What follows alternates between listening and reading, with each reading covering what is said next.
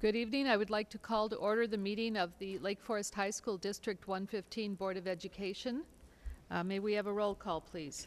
Mrs. Snoblin? Here. Mr. Edson? Here. Mr. Block? Here. Mr. Scribner? Here. Mr. Burgener? Here. Mr. Carey? Here. Mrs. Golan? Here. Thank you.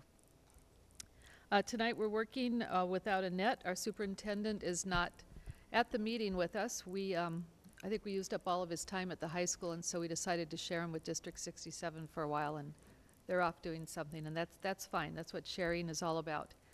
I'm going to let Mr. Hoffman speak to some of these things later, but I want to congratulate all of our students and all of the awards and honors and contests that they've been involved in this fall, and bringing home a lot of glory and really showing off what their hard work is doing for them and for our school. So congratulations to all of them. There's just too many for me to list right here.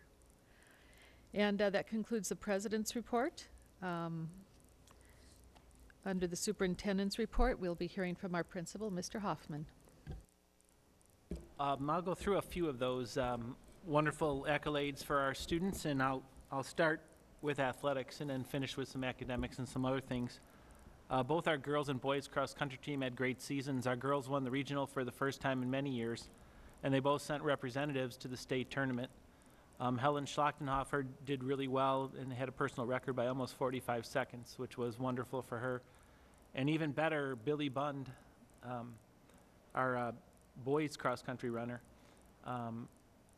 finished 5th in the state, so that's an all-state nod, and that's, I believe, the best finish we've had from a cross-country runner in our history. So good for both of those turns. Our girls' tennis team won the state. They also had a doubles team of Lip and Zubarova, who won the doubles tournament outright, so a double winner there. Our field hockey, girls field hockey, we hosted the tournament here at West Campus, and it was very nicely done, and they won the state. And so after finishing second 4 years in a row, they finally came back with the championship, so we're really proud of them. Our girls swimming just recently won the sectional. They won the conference meet and they won the sectional. And they're heading to state this weekend, the contingent of the whole team, so that's kind of nice. Also this weekend, if anyone hasn't heard, our football team made it to the semifinals, really for the first time in this new class system.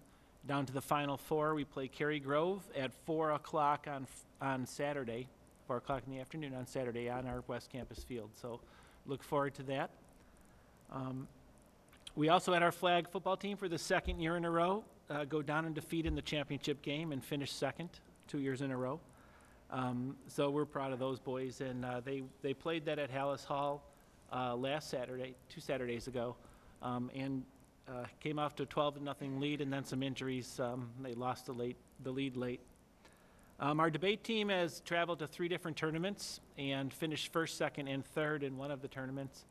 Won 8 awards in this last weekend, and they're really off to a great start. We really do have a lot of talent in that area, and our kids just shine. And look for more from them as they travel to Washington later in the year. Our chess team is really good this year, and we finished 1st and 2nd in the open division at the Waukegan tournament. It's the first time that we've won, even placed in these tournaments, and so we have a couple of really good players, and it's really good to see that they're going to get in their own too. We did finish Joe Pulio's play, our junior-senior play, a few weeks ago, and this week, starting tomorrow, Thursday, Friday, Saturday, will be Barb Pepp's last play, 32 years of plays. We figure it's close to her 50th performance that she's done for the high school. She is retiring at the end of the year. It is a frost-off play, and it's called Skin of Your Teeth, and it is in our RMA Thursday, Friday, and Saturday, so Saturday will be a special, little special event at the end of that, so we're hoping that some people can come out and see those kids in action. We did finish our plan test and our PSAT test a few weeks ago towards the end of October. While the sophomores and juniors were testing, we had our freshmen do our freshman orientation too, and we followed through with a rotational schedule where we brought back to them training from our seniors to our freshmen about the Emotional Wellness Initiative that's gone on the last 4 years. So these freshmen that were trained by our seniors were trained by the seniors who were freshmen, trained by seniors and juniors 4 years earlier, 3 years earlier, when we brought the initiative full circle. So it does bring it into the fabric of our community, and now the trainers were actually the first people trained. So it was pretty cool to see that. I'm really happy about that. The quarter did end. It was a little bit of a shorter quarter than most cases, but it did end. We have a few more days here that are added to November and in January to kind of make up some of those days. And actually tonight, while we speak, our open house is going on. They are in the middle of period 1, towards the end of period 1 here. And it is a great time for our teachers to show our parents what it's like to be a student in our high school, to show them the great things that they do in the classroom, and to make our parents actually want to come back to school. So we're hoping that that goes well tonight as we sit here. Thank you, Mr. Hoffman. As always, the Lake Forest High School is a happening place. I don't know how you keep up with it all. Now it's time for public participation. Is there anyone in the audience who would like to address the board? Seeing no one, then we will move on to our first report. That's teacher evaluation, and it's being brought to us tonight by Mr. Jim Sullivan. Hello, and thank you for this opportunity. Last time I was here, I spoke about PARA and SB7, the state laws that really changed the nature of teacher evaluations in the state of Illinois, and what our plans were to address these things.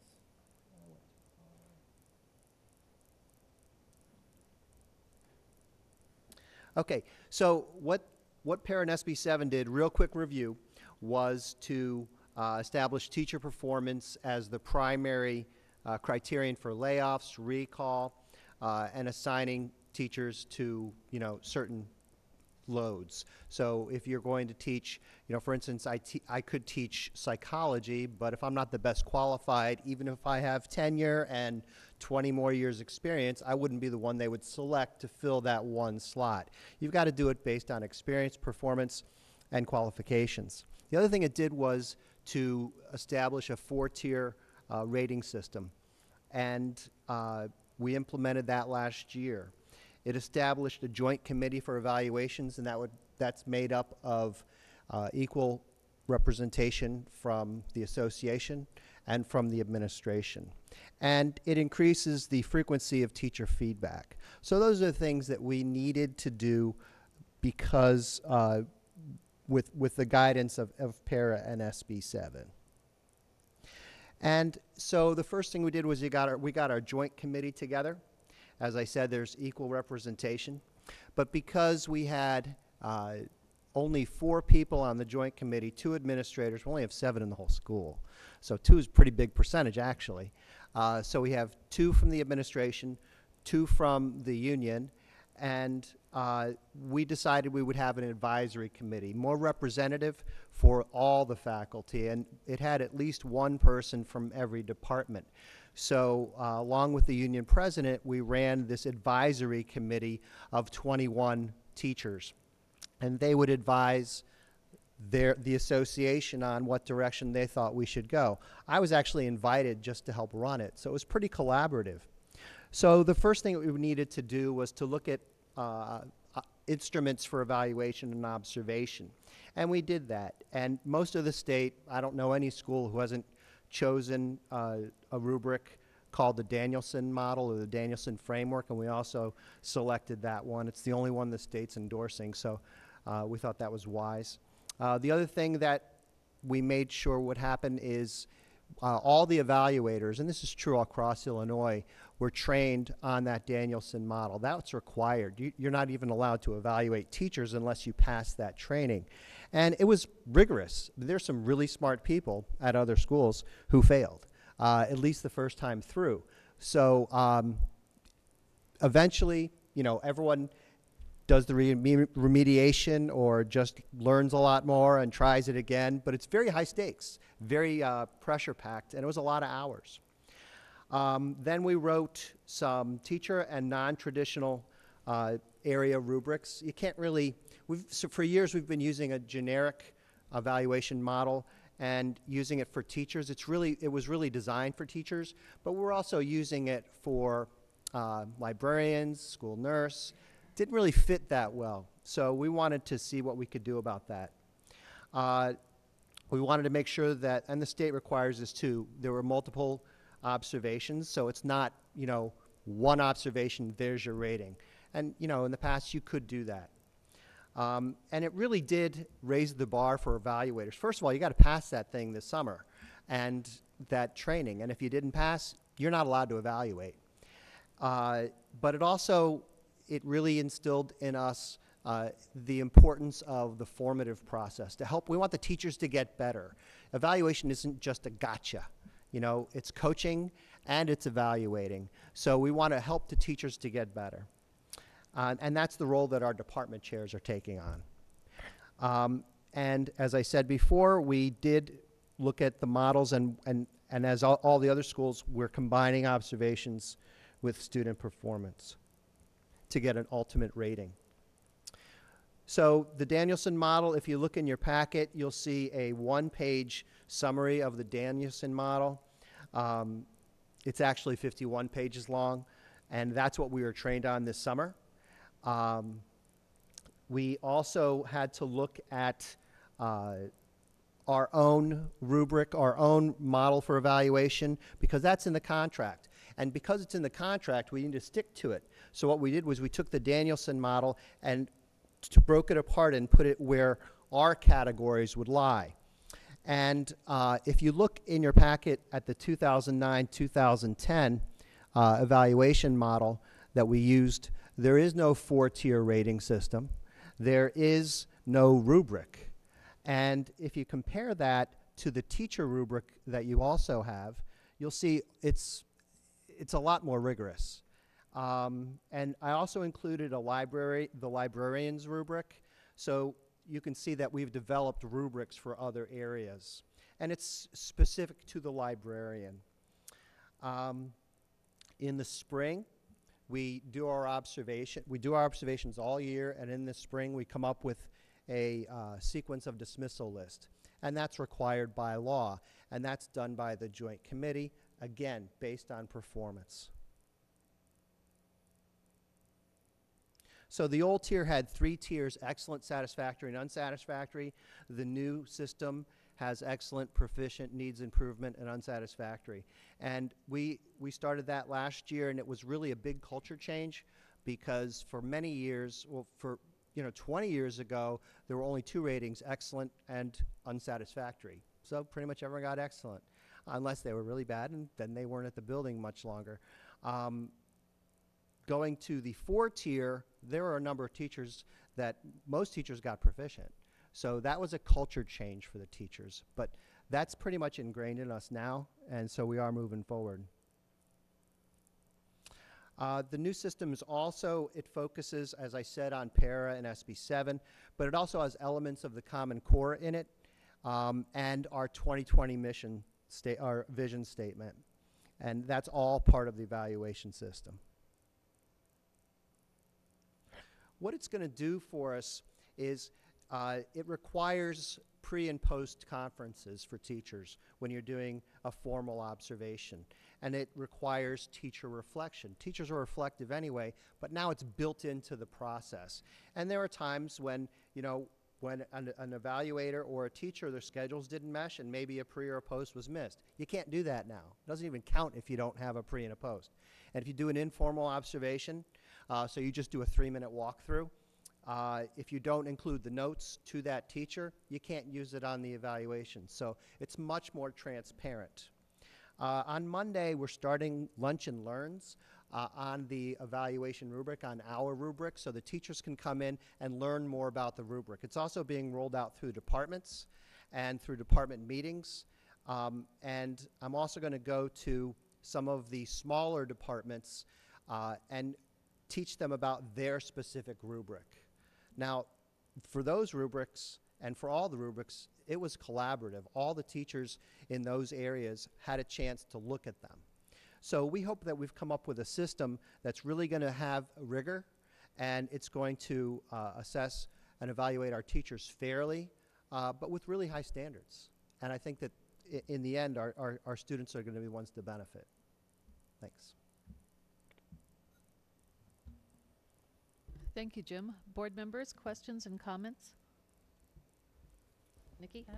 Well, all of us on the board have been seeing this evolve over the last year or more, and the Education Committee in particular has been, and I just can't say how excited I am about this new system, because it recognizes the professionalism of our teachers, challenges them to continuous improvement, and assures those who aren't rated as highly as they might want to be that they're going to get help. If they have the potential to be that better teacher, they're going to get the help that they need in order to develop, their skills. So I think this is definitely a much-needed step, and I think it's pretty impressive, too, that while the state led the way in mandating it, our own administrators, Jim in particular, and our teachers have stepped up to come up with a really rigorous system that's going to be custom tailored to us, meeting the state requirements and probably even carrying them a little bit further. And I think that our kids are going to be the big winners. I'm sure there'll be a period of adjustment, but I think this is sounding really promising. Thanks for all your work, Jim. Well, thank you. Thank you. Anyone else? Questions, comments? Jim, what's the number of observations under the new evaluation process as opposed to what you said we had before? In the past, you could do an observation, and we didn't do this, but you could do for a tenured teacher, you could observe them once. Now, you're allowed to do as many informals as you want, and that's been a big push for our school. We actually report out at the end of the month on how many informals we've done. But you for tenured, you need to do 2, one of which has to be formal. But we've so far exceeded that. It's not even funny.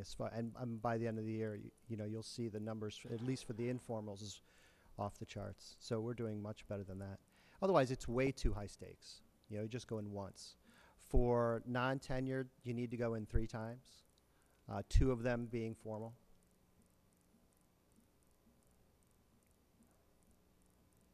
I would just like to compliment you and the group in what you put together, looking through the rubric, looking through the forms that you attached. It's clear that a lot of thought was put into it, and it is indeed a comprehensive evaluation system.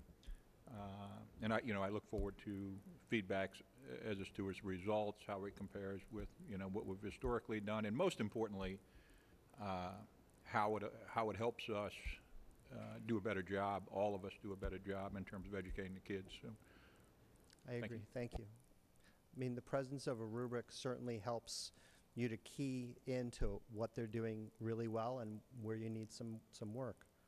So, thanks. Thank you very much. Anything else from the board members? Jim, thank you for your presentation. Next, we have our board committee reports. The first is the Board Education Committee. Who will be reporting on that this evening? Monty? Yes, the Education Committee met last Wednesday. The committee is made up of 3 members of the board and members of the community and, of course, the staff.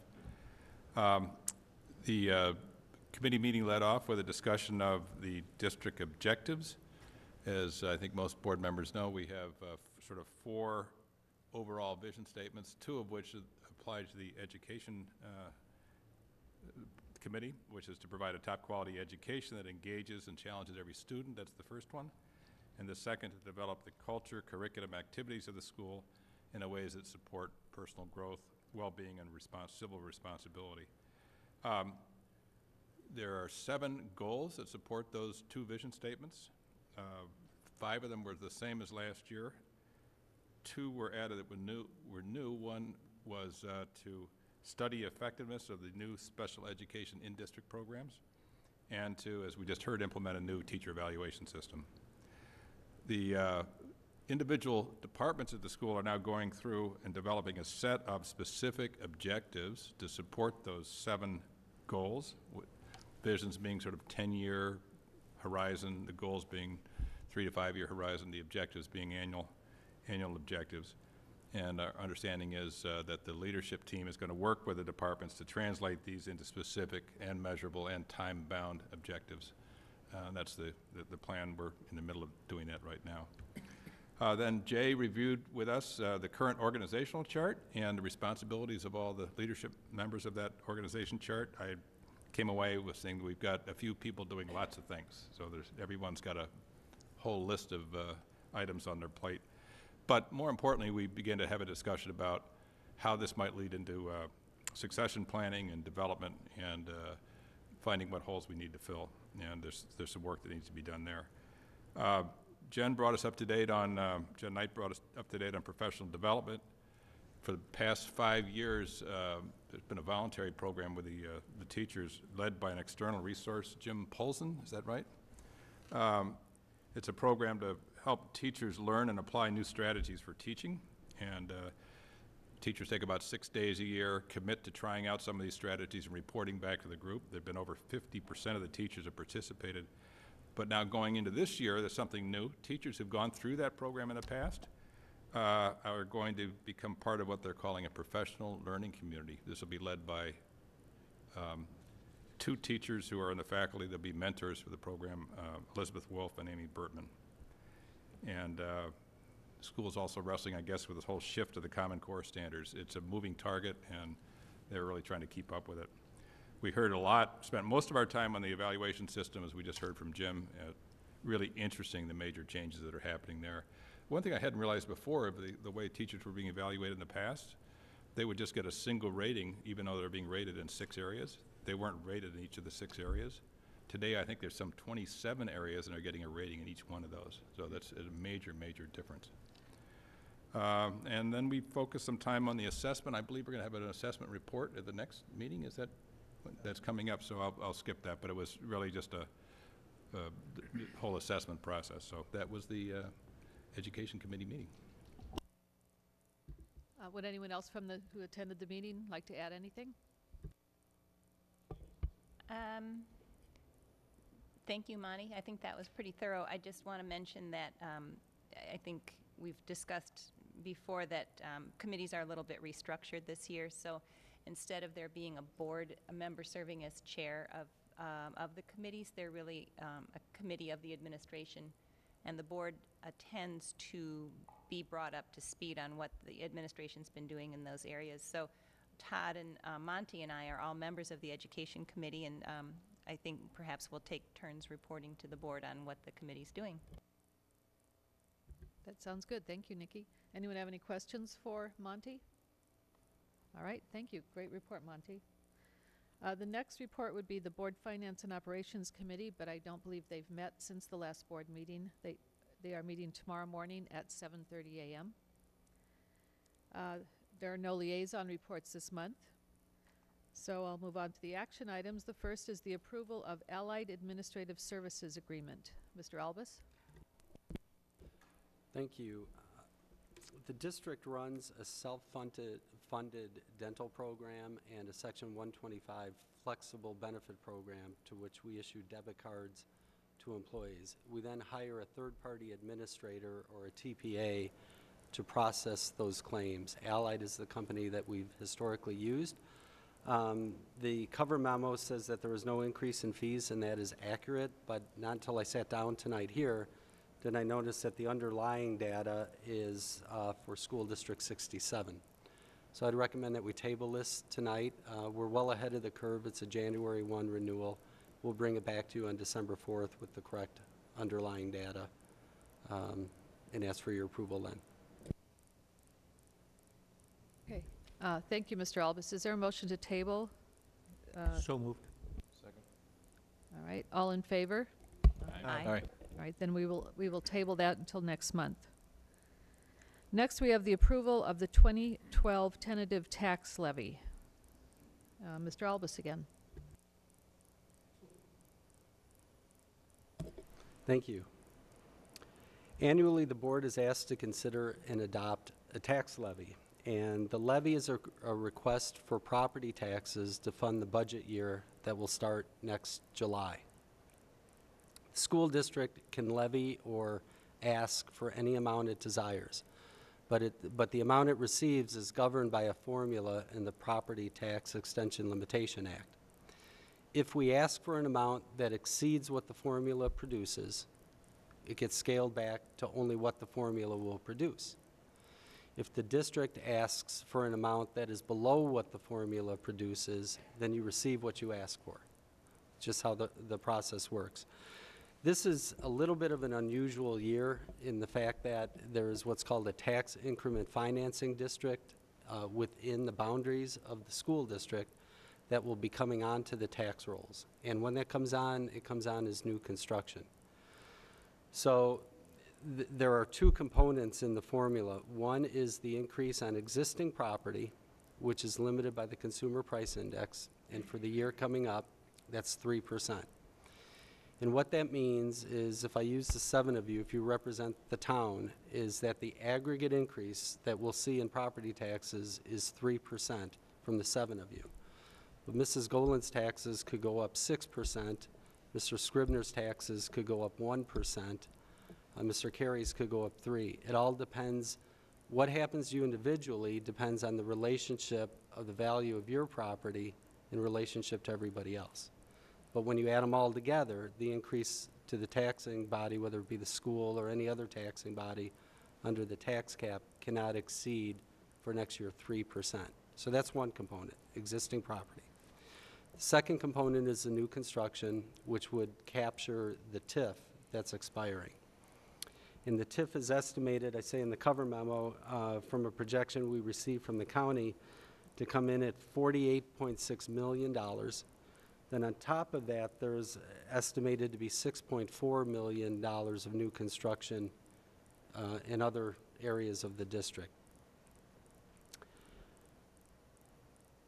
When you add those two things together, 3% on existing property and then the value of the TIF, there's a spreadsheet in your packet that shows that would estimate a revenue increase of 5.01%. Now, because we're dealing with projections right now, and to illustrate that, 2 weeks ago I did District 67, and the TIF was estimated at a different number at that point in time. And when I went in to print ours, it had changed. So the sheet in your packet that's labeled District 115 projected 2012 extension is based on the values of the CPI and the new construction as the county has given it to us, what I would project the increase in revenue to be. The second sheet in your packet shows the recommended levy, and if you look at that, you'll see that excluding bond and interest, we're recommending an increase of 5.5%. Now again, whatever the formula produces, we will likely be scaled back to. And out of existing property in the aggregate, it will not exceed 3%. But we're trying to capture the expiration of the TIF. Because we're over 5%, we'll need to have what's called a tax levy hearing on December 4th. And so there's the last sheet in your packet shows a form or a notice that will be published in the newspaper. This is very prescriptive in nature. You'll see it from us. District 67 will be publishing it. The city will be publishing it because they're impacted as well. And then that hearing would be established for December 4th, and at that point in time, we would ask you to adopt the final tax levy. It's kind of wordy, but it's kind of a long process here, especially with the black box in the hearing notice. Thank you, Mr. Albus. Are there any questions at this time from board members? Alan, to maybe help put this in better perspective from the standpoint of a taxpayer. Do you know what the projected tax rate increase may be year to year? Yes, on the sheet that says projected 2012 extension, it works out the formula. So exclusive of bonds, it's $1.16, and when the bonds are added in, it's almost 16 additional cents. So it's a tax rate of $1.32, $1.33 is what we would project. Yeah, but you didn't give us what last year's was as a for instance, or I should say the current year's. Current year, I'm doing this one from memory, I think is about $1.19. If you look at the top of this sheet, though, you'll see that the property values are projected to drop 8.14%. No, I understand that. That's why I'm asking the question. Even though property values are dropping, that doesn't impact on our tax cap or in a related issue, how much we can unilaterally approve in terms of tax revenues or tax payments in the aggregate for next year. So the increase in tax rate gets exacerbated by the two factors. It gets exacerbated by the increase in spending on our part, and then by the decrease in property values reflecting the real estate market by the assessors. So the rate increase for an individual property owner on average is going to be significantly above the 5% or significantly above the 3% cap. Correct? It's going to be, as you pointed out, something like 10% or thereabouts if you just use it, the numbers you just quoted. If you're looking strictly at rate, I think I agree with you. That's right. But most people That, look at that the would be dollars paid. mitigated then by the fact that there was an 8% decrease in assessed valuations, hypothetically. Right, so if, And of course, that decrease could apply to you, but not to me. Right. So that an individual could experience a much greater, as high as a 10% increase. If their assessed valuation stayed constant, there could be a rate increase as high as 10%. correct. Going back to the 7 of you, though, if all of you saw your property decrease 8.14%, you would see your tax bill go up 3%. But Mr. Scribner, if your property goes down 8.14, but Mrs. Golan's doesn't change at all, she's going to pay more because of the rate. But again, in the aggregate, the payment to the taxing body, whether it's us or another body, is a 3% increase. A 3% increase in gross dollars, but something in the neighborhood of a 10% increase in rate. Alan, how does the tax levy that you're asking for here and what we'll be hearing in the hearing, how does that compare to what you budgeted for the next year? The big difference, and it's less than $100,000, but several years ago when we started on the path to black, when we were in the middle of the contract and we were spending more than we were taking in, we had 3 components to that. That was negotiating a contract that was closer to the current economic conditions. That was making staff reductions, and so we've implemented those 2 things. And the third was capturing the TIF when it came online. But there was a day when the TIF was estimated to be close to $75–80 million, and now it's being estimated to come in at about 50. If you went back to those days, though, we wouldn't have projected a tax rate of $1.30.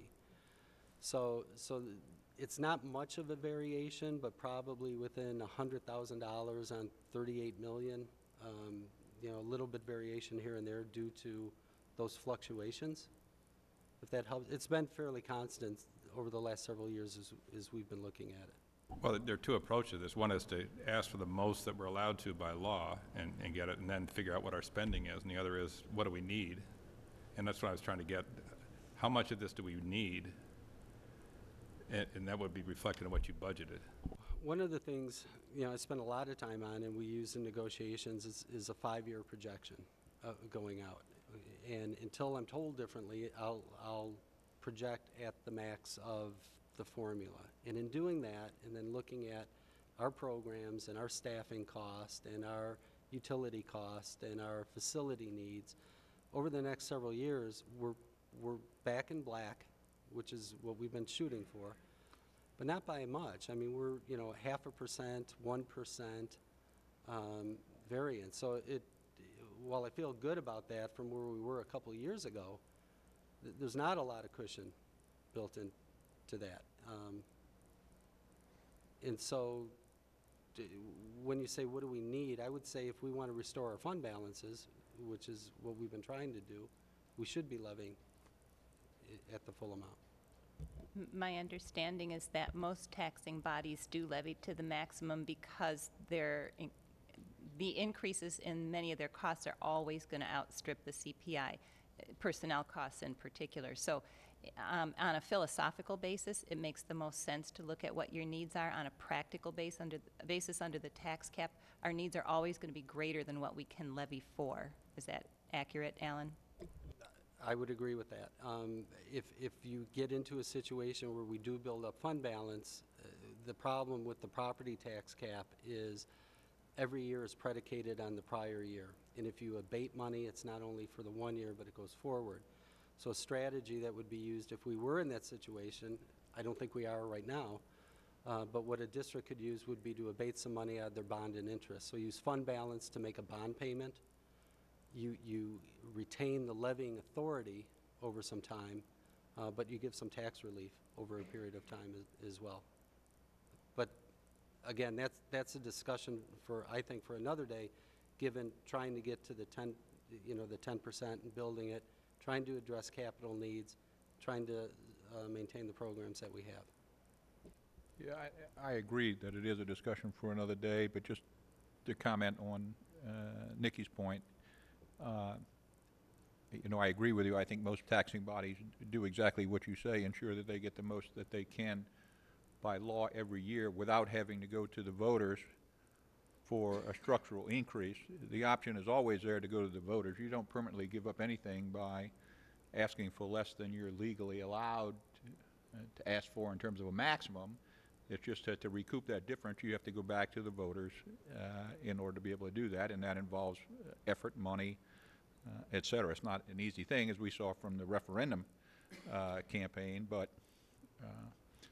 the door's not always closed, is my only point. And in an environment, the other thing that the tax cap situation does not take into account is enrollment.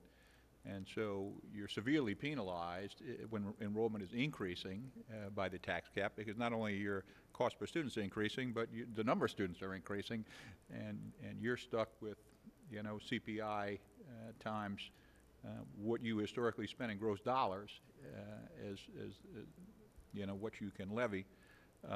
Conversely, when enrollment is declining, you benefit from that same formula. So I think we ought to keep it in mind going forward, and we'll just see what happens, but it is a discussion for another time. All right, at this time, may I have a motion to approve the 2012 tentative tax levy? So moved. Second. It's been moved and seconded. May I have a roll call vote, please? Mr. Carey? Aye. Mr. Burgener? Aye. Mr. Block? Aye. Mr. Edson? Aye. Mrs. Snoblin? Aye. Mr. Scribner? Aye. Mrs. Golan? Aye. Motion carries. Thank you, and thank you, Mr. Albus, for your explanation tonight. Next, we have the approval of the Illinois Association of School Boards board policy, and let's see, I guess I'll be reporting on that. The policy committee did review the latest press release from the IASB, and we went through 13 different policies, and you have in your packet all of those policies and the discussion and the recommendations of the policy committee. I would like at this time to ask that we waive first reading and approve the IASB policies as discussed in the policy committee tonight? So moved. Second? All right, are there any questions or comments about the policies? My only comment in going through them is that it appears many, maybe even all of them, were driven by changes in state law, other regulations. Very few of them appeared to me to be, to have the potential to substantively impact what we do every day, other than to the extent required by law. So, Right, they were very minor changes. Sometimes we have to read through the whole thing twice to find the actual change, but they were there. They were hidden, but they were there. And I do want to thank Monty and Todd for their help on this. So it has been moved and seconded. May I have a roll call vote, please? Mr. Burgener? Aye. Mr. Edson? Aye. Mr. Scribner? Aye. Mrs. Snoblin? Aye. Mr. Block? Aye. Mr. Carey? Aye. Mrs. Golan?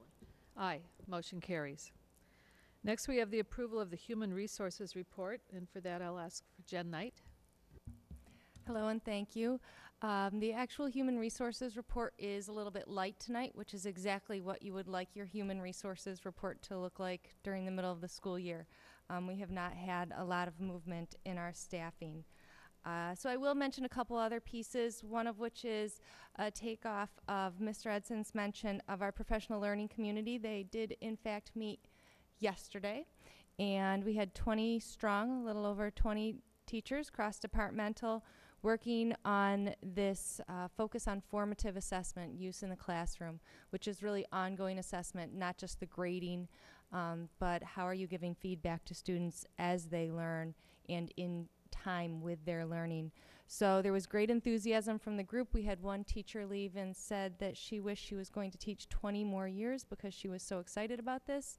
I suspect that she will recover from that sentiment sometime during her grading this weekend.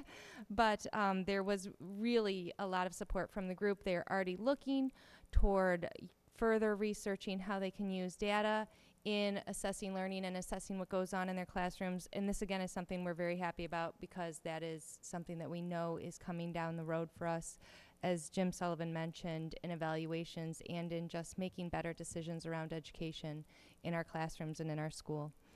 One other piece we do have going on in professional development, we have 5 teachers, some in English, some in special ed, who attended a literacy conference last week. This is another specific area of focus for us. As we move towards the Common Core, there's a real focus on in-depth reading of text, especially nonfiction text. And so our teachers are kind of coming up to speed on that. We have done some, we being District 65, District 67, and I have done some work on looking at our Tri-District Institute in February and how we can best serve all of our teachers, possibly with a focus on Common Core and some of these trends in education. There's a lot going on right now, and trying to keep our faculty abreast of where we are right now. One last piece in professional development, it's not all with the teachers. We had our administrators all go through a training. Judy Epke was kind enough to come over from District 67 and work with our administrators on how best to use Google Apps. They were, old dogs perhaps can learn a few new tricks. So they were very excited about it. And our support staff, actually our educational secretarial support staff, is going to go through the same training tomorrow morning. So we are looking to create some efficiencies within the organization, trying to keep up with what is happening in our classrooms, which is no easy thing. But again, kind of enthusiasm across the board as we move forward in looking in what we're doing in the building. So those are just a few snapshots, all within the past 10 days, in fact. Thank you, Ms. Knight. I told you, happening place. Are there any Try. questions, board members, or comments? All right. Hearing none, may I have a motion to approve the Human Resources Report? So moved. Second? It has been moved and seconded. May I have a roll call vote, please? Mr. Carey? Aye. Mrs. Snoblin? Aye. Mr. Edson? Aye. Mr. Burgener? Aye. Mr. Block? Aye. Mr. Scribner? Aye. Mrs. Golan? Aye. Motion carries. Thank you again.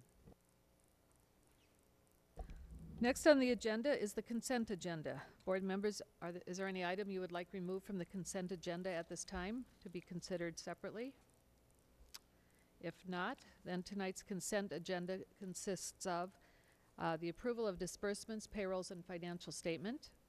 B, the approval of minutes of a regular meeting from October 9th, minutes of an executive meeting of October 9th, 2012, minutes of a joint board workshop from October 24th, 2012, and the disposal of audio recordings from May 10th, 2011. Is there a motion to approve the consent agenda? So moved. Second. It's been moved and seconded. May I have a roll call vote, please? Mr. Scribner? Aye. Mr. Edson? Aye. Mrs. Snoblin? Aye. Mr. Carey? Aye. Mr. Burgener? Aye. Mr. Block? Aye. Mrs. Golan? Aye. Motion carries. We had 3 FOIA requests that were taken care of, one from Mr. Don Russ, one from Nancy Thorner, and one from Ellis Bagley. And as I read through these, I just want to remind the community that much of our information is found on our website. And to check that out first before I mean, feel free to call in, but before doing a FOIA request, a lot of this is available on the website, so thank you for that.